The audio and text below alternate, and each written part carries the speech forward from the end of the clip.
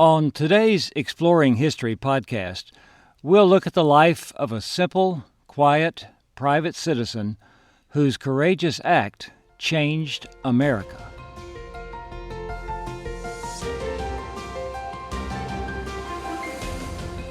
Welcome to Exploring History with Ray Notgrass, a production of Notgrass History.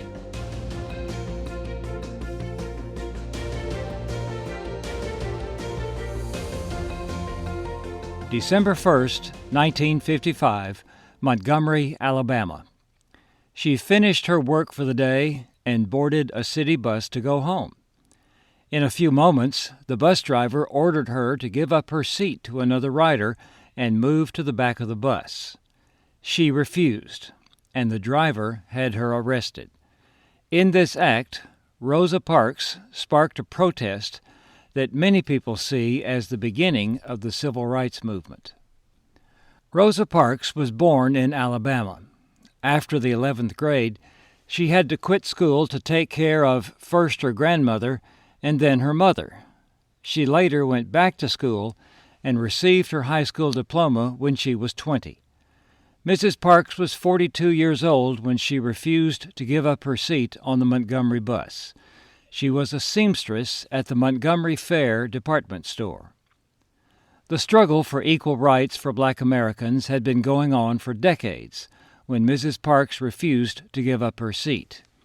Before December of 1955, Rosa Parks and her husband were already working to improve how black citizens were treated in Montgomery.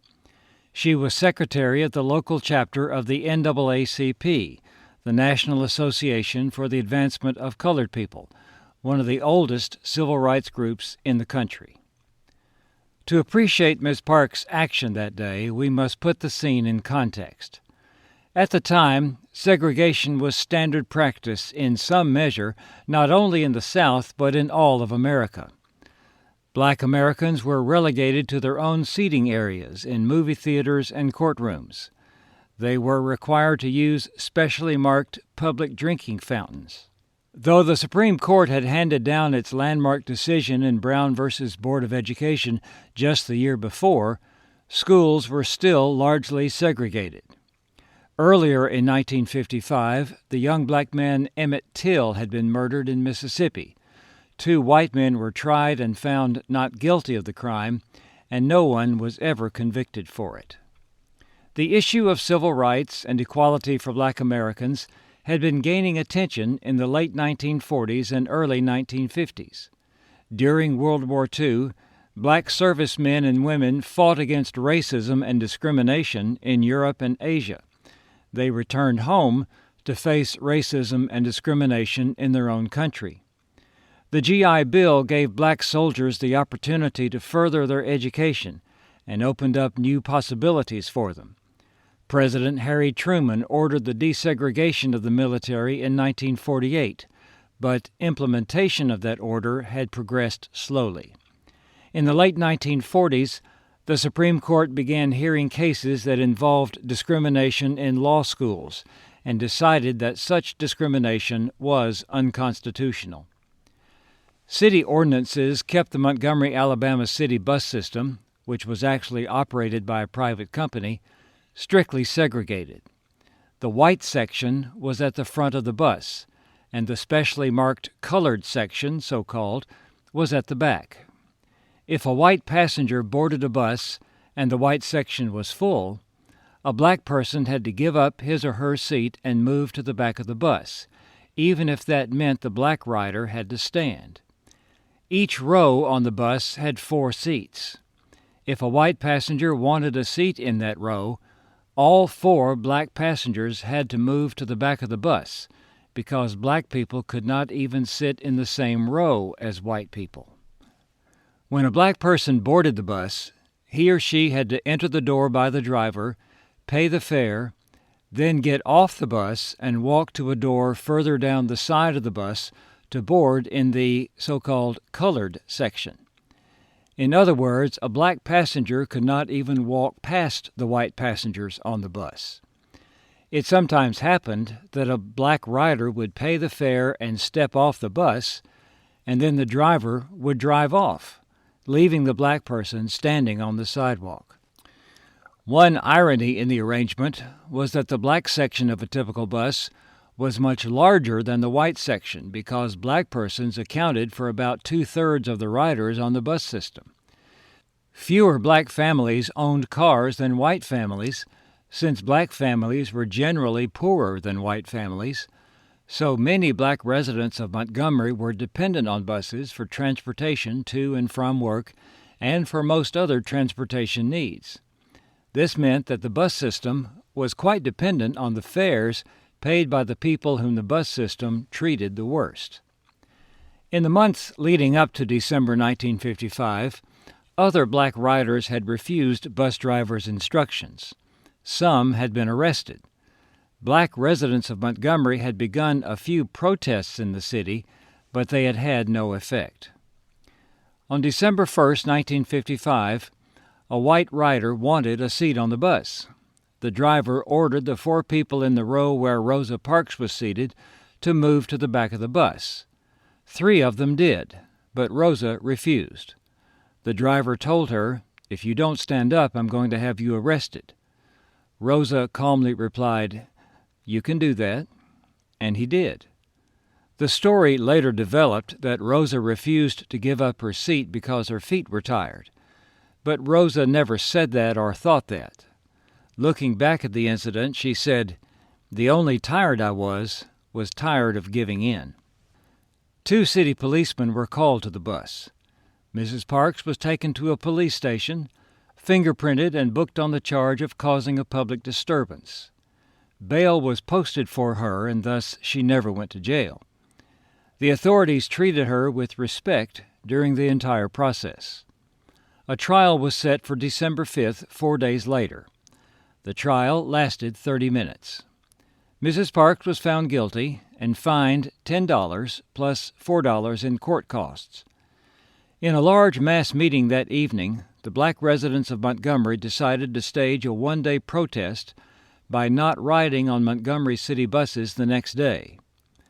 When a large number of regular black riders stayed off the buses that day, protest leaders decided to continue the protest until the laws were changed and black persons could ride on Montgomery buses on an equal basis with white persons. Those who wanted to protest the treatment of black persons on city buses organized the Montgomery Improvement Association, or the MIA. Eloquent 26-year-old Martin Luther King Jr., a minister in the city, was selected as president and as spokesman for the protest. The MIA had 3 requests or demands: end segregation and allow seating on the buses in a first-come, first-served manner regardless of the color of a person's skin; hire black drivers, there had been none; have white drivers treat black passengers with courtesy. The city government refused to consider these demands, so the MIA continued the protest. The black community of Montgomery overwhelmingly supported the protest and refused to ride city buses. Black people who owned cars drove their cars in carpools to get black persons where they needed to go.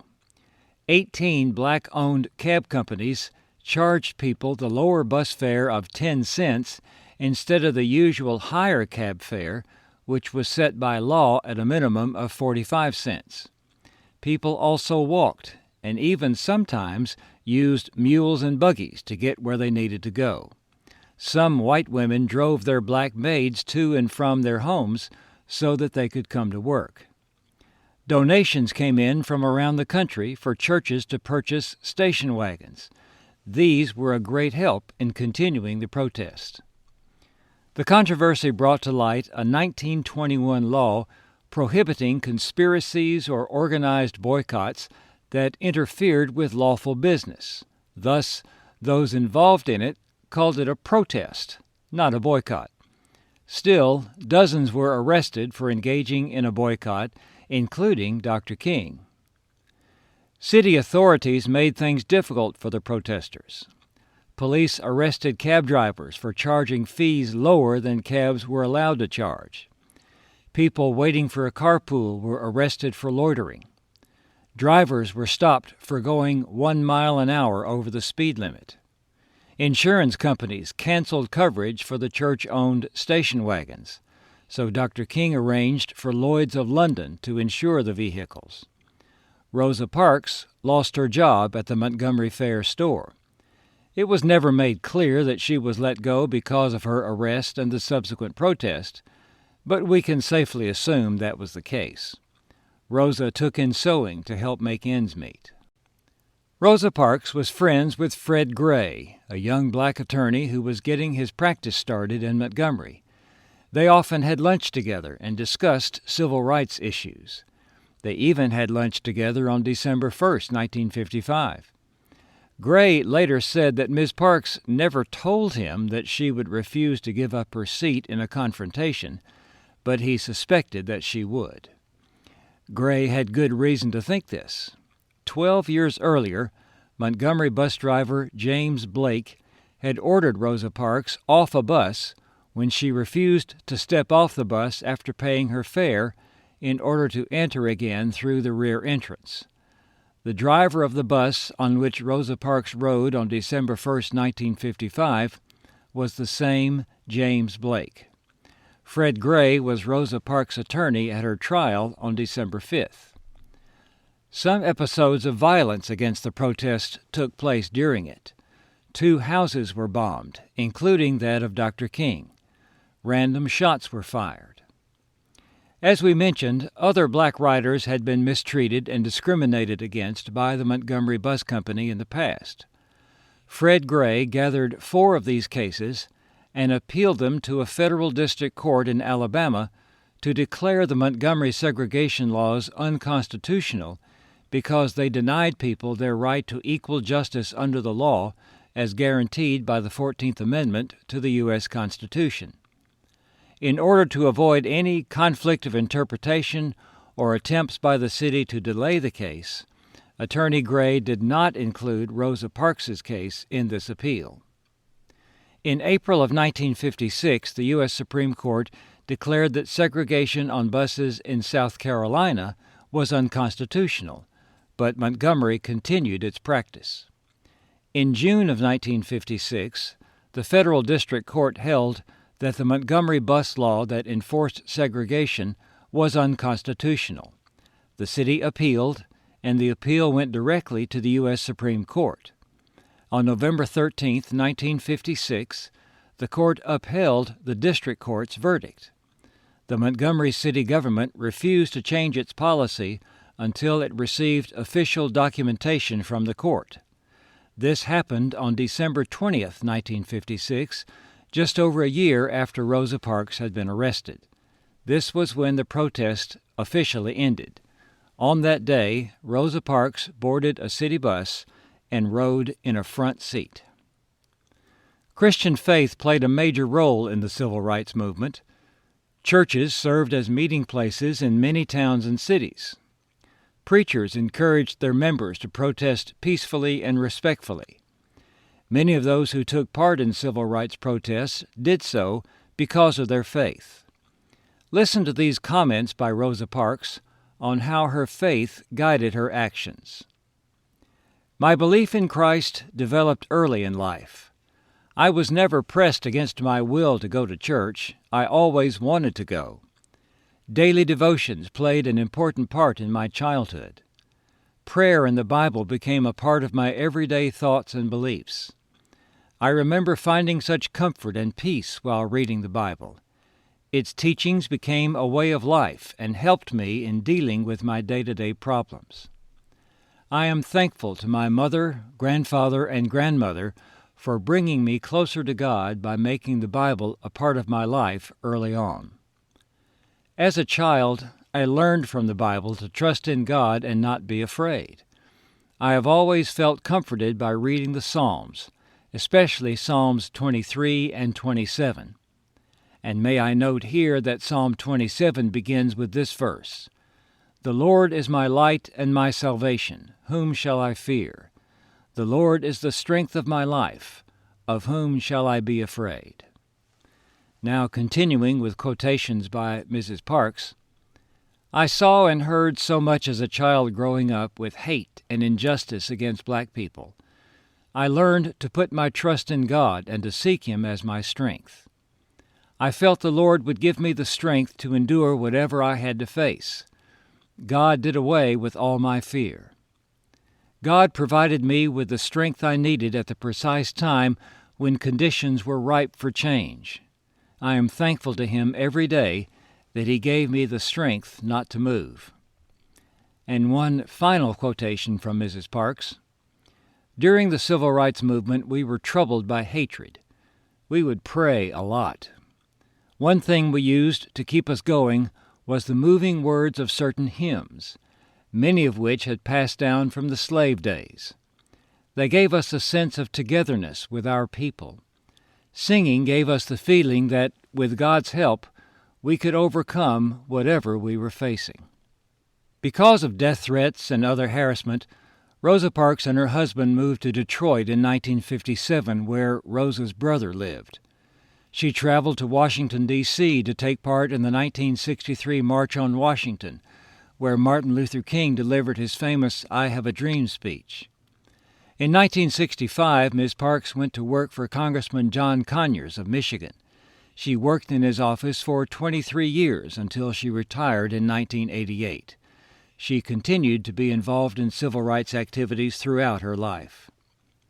Rosa Parks's friend and attorney Fred Gray is another example of the importance of the Christian faith in the civil rights movement. As a young man, Gray decided to go to law school because he had the goal, as he put it, to destroy everything segregated he could find. At various times, he was the attorney for Martin Luther King Jr. and other civil rights leaders.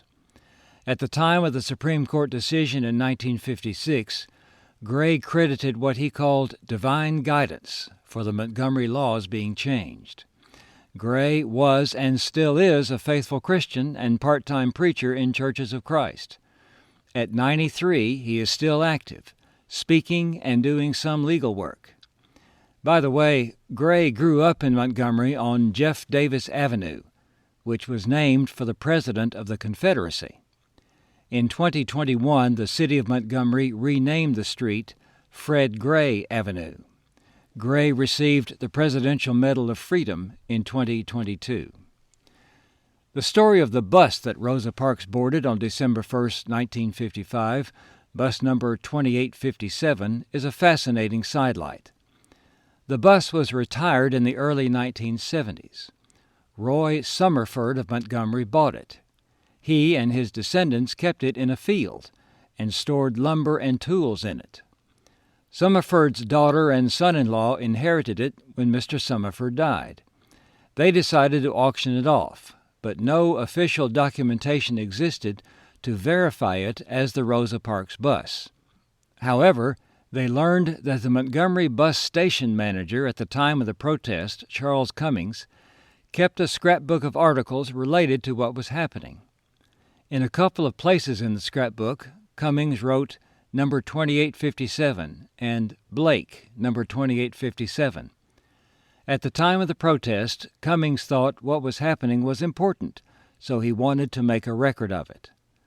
The bus was auctioned off in 2001, and the Henry Ford Museum in Dearborn, Michigan bought it. The museum oversaw the restoration of the bus to its original condition, and it is on display at the museum today. In 1996, President Bill Clinton presented Rosa Parks with the Presidential Medal of Freedom, our country's highest civilian honor. In 1999, she received the Congressional Gold Medal. When she died in 2005, she became the first woman to lie in honor in the rotunda of the U.S. Capitol. On December 1, 2005, the 50th anniversary of Rosa Parks' courageous action, President George W. Bush signed legislation authorizing a statue of Rosa Parks to be placed in Statuary Hall in the U.S. Capitol. Appropriately, the statue portrays Mrs. Parks seated. Although the Montgomery bus protest was not the first attempt to gain equality for Black Americans, it was a spark that ignited an intense decade of civil rights controversy and progress. We still see racial tensions flare up from time to time, but today's America is a vastly different place from what it was on December 1st, 1955. An historical marker in downtown Montgomery marks the spot where Rosa Parks stepped onto bus number 2857, sat down, and changed history. She is rightly remembered as the mother of the modern civil rights movement. In many cities, a street is named Rosa Parks Boulevard. I wonder how many people see the sign for it and think, didn't she have something to do with civil rights? If there is even that much recognition. On the evening when the Montgomery bus protest began in 1955, Martin Luther King Jr. spoke to an assembled crowd. In his remarks, he said, "If you will protest courageously and yet with dignity and Christian love, when the history books are written in future generations, the historians will have to pause and say, 'There lived a great people, a black people, who injected new meaning and dignity into the veins of civilization.' That is why there are Rosa Parks Boulevards, and that is why we keep her story alive by telling it on this podcast. I'm Ray Notgrass. Thanks for listening."